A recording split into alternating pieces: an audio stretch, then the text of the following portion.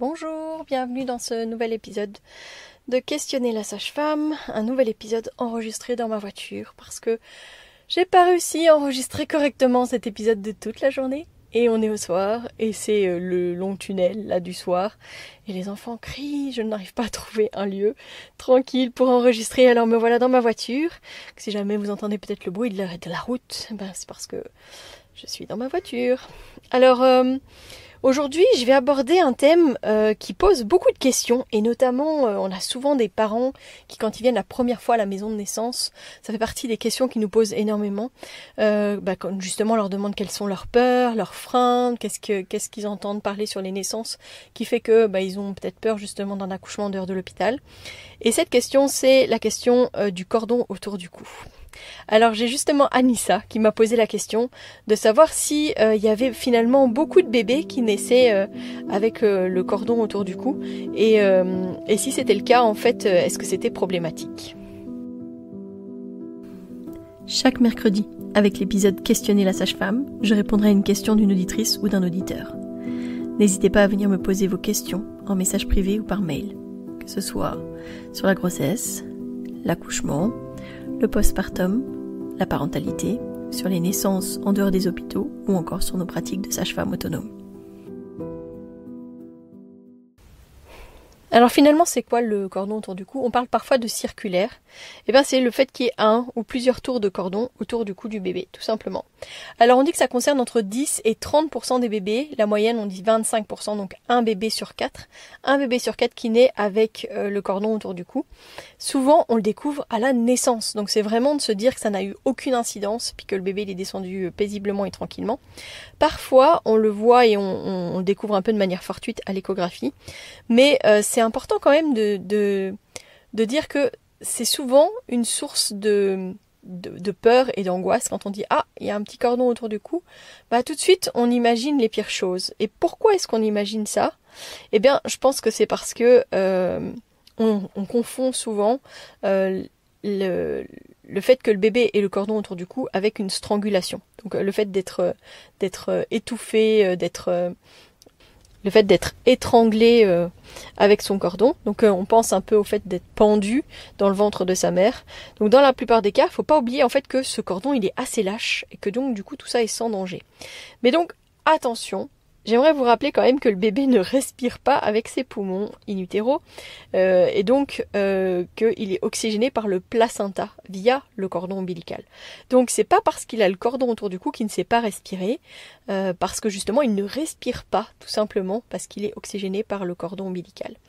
En plus de ça, donc le cordon, il est protégé par la gelée de Wharton.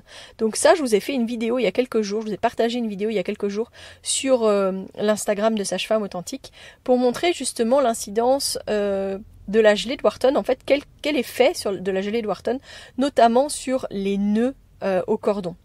On voit en fait que le nœud glisse mais tellement facilement et c'est justement grâce à la gelée de Wharton. Donc je vous invite à aller regarder cette vidéo, je vais vous la mettre en lien dans la description de cet épisode si vous n'avez pas encore eu l'occasion de la voir. Mais donc cette gelée de Wharton, elle englobe les vaisseaux du cordon ombilical. Il y a 2 artères et une veine qui vont aider justement à amener et oxygéner le sang vers le placenta et puis à ramener le sang oxygéné vers le bébé. Et cette gelée, elle va empêcher la compression des vaisseaux sanguins même si le cordon est autour du cou, même si il y a une petite compression, etc. En fait, ça va éviter que ce soit trop comprimé grâce à cette gelée. Donc le cordon autour du cou, il faut savoir, moi je pense que c'est souvent le coupable idéal dans les naissances un peu problématiques, un peu voilà. Souvent on va dire ah mais il avait un cordon autour du cou, ah mais il avait un cordon en écharpe, etc. Donc le bébé en fait il bouge énormément dans le ventre de sa mère. Et ça arrive en fait qu'il s'emberlificote dans son cordon. Ça peut être autour de son cou, ça peut être autour de son bras. On parle parfois d'écharpe, il y a parfois des bébés qui l'ont carrément autour du ventre. Donc ça, évidemment, plus le cordon est long, plus il peut s'emberlificoter facilement, on va dire, dans son cordon ombilical. Mais ça, c'est important de comprendre que c'est pas pour autant qu'il est saucissonné et qu'il sait plus du tout bouger. D'accord ? Le bébé, il s'emberlificote, mais en fait, il le vit pas mal en soi. Et si jamais on observe en fait qu'il descend pas, qu'il a plus de mal, enfin voilà, qu'il n'arrive pas à descendre dans le bassin de sa maman, puis qu'il a un peu du mal avec les contractions, et notamment dans les cas de déclenchement, etc. On pense souvent à plein de choses, mais on se dit ah oui, il y a peut-être un cordon. Voilà. Le cordon, c'est le coupable idéal, alors que parfois on en oublie que dans la réalité, les complications, elles sont souvent liées à la cascade d'intervention. Je vous parlais de déclenchement. On parle de péridurale, d'hormones de synthèse, etc.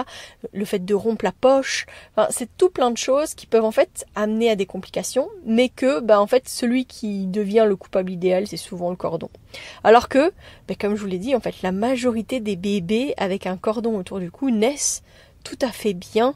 On a encore eu ça hier soir. Hier fin d'après-midi, on a eu un bébé qui est né avec le cordon et en fait on ne le savait pas. Puis le bébé a sorti sa tête. Là encore, on ne savait pas parce que nous, on va pas d'office aller vérifier en fait s'il y a un cordon. On va voir un peu comment va réagir le bébé, etc. Et c'est seulement quand le bébé a commencé à se restituer. D'ailleurs, j'ai vu qu'il ne se restituait pas complètement. Et donc, restituer, ça veut dire tourner dans un axe pour pouvoir ensuite passer ses épaules au niveau du bassin de sa maman. Et là, j'ai vu que c'était pas une restitution complète, mais c'était sûrement parce que justement, il y avait quand même le cordon qui l'entravait un peu. Mais en fait, ce qu'on observe dans les bébés qui naissent avec un cordon autour du cou, c'est que souvent ils vont placer leur tête de côté, alors comme je disais en fait, pas forcément restituer correctement, mais vraiment plus plaquer leur tête d'un côté, plus comme s'ils allaient contre l'une des cuisses de leur maman, et puis ensuite ils vont faire passer leur corps de l'autre côté. Et ça marche très très bien. Donc là, en fait, à ce moment-là, on a pu voir un petit peu le cordon, et le papa a dit « Ah, il y a un cordon, il y a un cordon !» On lui a dit « Oui, pas de problème, laisse faire, ça va aller. » Il est sûrement lâche, et parce que c'est souvent le cas, il est souvent lâche.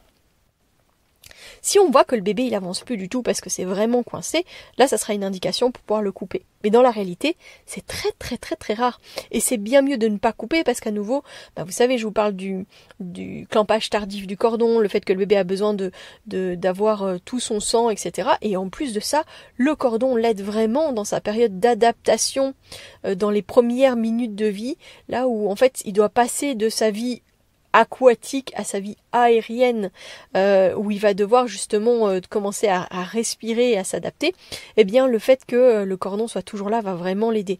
Donc vraiment, vraiment, vraiment, il faut que le cordon soit vraiment fort serré pour qu'on coupe le cordon, sinon la plupart du temps le bébé va sortir sa tête, va sortir son corps et puis on va pouvoir lui dérouler le cordon. On a déjà vu des bébés avec 3, 4 cordons autour du cou sans que ce soit réellement problématique, mais ça c'est important quand même de le savoir parce que souvent on imagine que c'est vraiment très très difficile.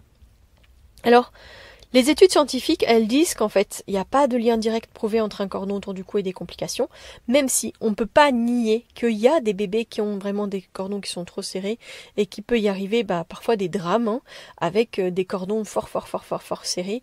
Mais là, on va parler justement de difficultés au niveau de la circulation sanguine et donc il y aura peut-être un manque d'oxygène au niveau du cerveau, ce qui peut amener par exemple à des infirmités motrices et cérébrales, et puis aussi parfois des cas de décès in utero, notamment en fait parce que il y aurait un nœud qui serait trop serré.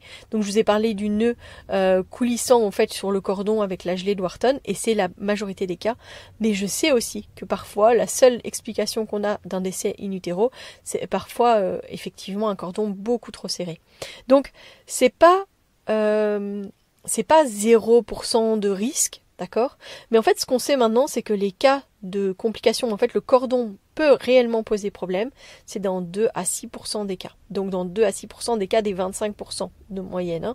C'est pas dans 2 à 6% des cas en général, mais c'est dans 2 à 6% des cas des 25%.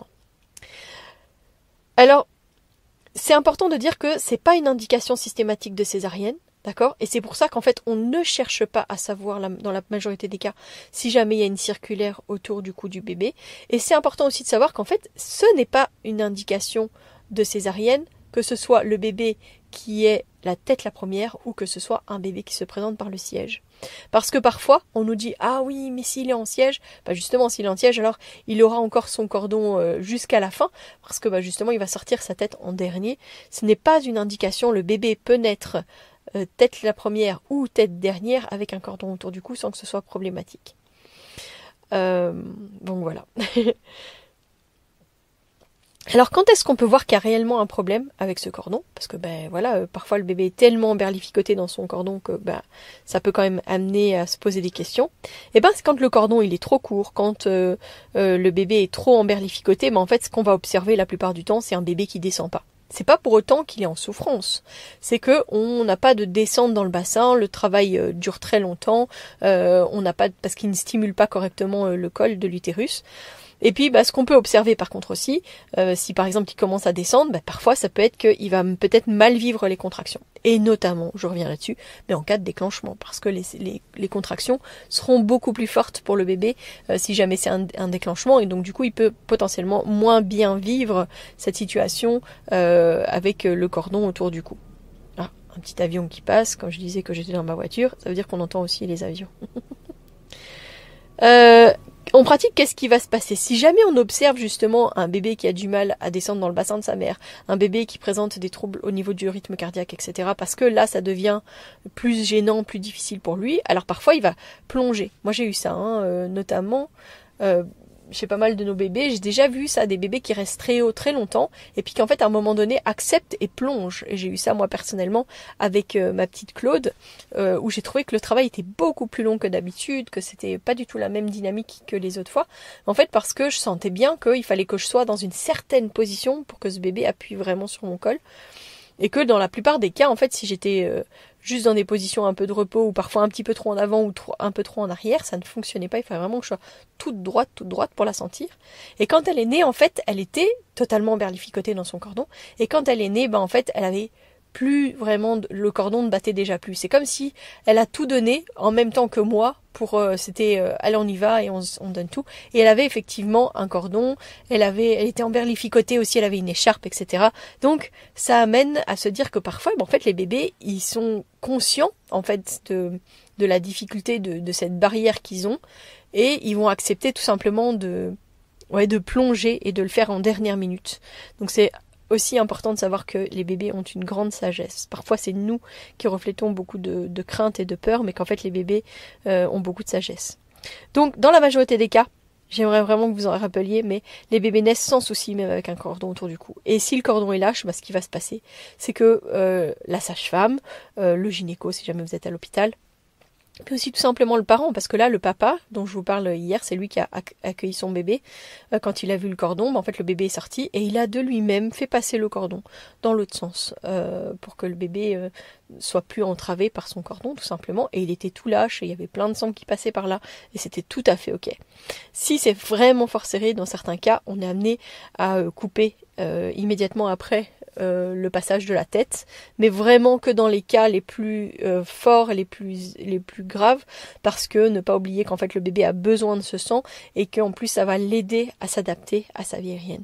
Donc vraiment, vraiment hyper important.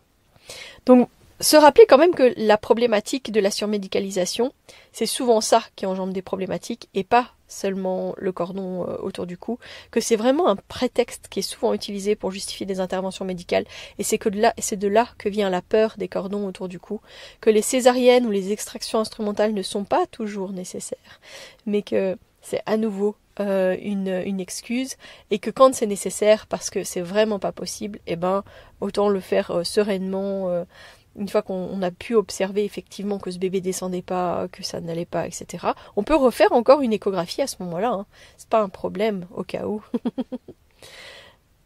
Donc voilà. Mais il y a une autrice qui s'appelle Rachel Reed qui dit justement que le cordon autour du cou c'est devenu le bouc émissaire idéal. Donc voilà, je vous rappelle donc qu'un bébé sur 4, voire un bébé sur 3 naît avec un cordon autour du cou, que tout va bien dans l'immense majorité des cas, que c'est important que les futurs parents soient vraiment rassurés et informés sur qu'est-ce que représente ce petit cordon autour du cou, de déconstruire les peurs et de faire confiance à son corps, à celui du bébé, à la sagesse des bébés. Et je vous encourage vraiment à discuter avec l'équipe médicale ou avec votre sage-femme si jamais justement vous avez encore des questions sur le cordon ombilical, et vous pouvez encore revenir vers moi pour me poser des questions, pour aller peut-être plus loin dans ce sujet si jamais c'est quelque chose qui vous auxquelles vous avez envie d'avoir encore des réponses et que j'aille plus loin dans la discussion. Je vous rappelle donc que vous pouvez me joindre par email ou par message privé sur le compte Instagram de Sage-Femme Authentique, mais aussi que je vous invite à rejoindre la communauté authentique sur Facebook. Je vous remets le lien en description de l'épisode. Un groupe bienveillant où vous pouvez justement poser les questions et où je me fais un plaisir justement d'utiliser les questions qui sont posées sur ce groupe pour pouvoir interagir et pour pouvoir vous proposer ensuite des épisodes en lien avec vos questionnements au plus près de vos demandes. Je vous donne rendez-vous lundi et d'ici là, portez-vous bien.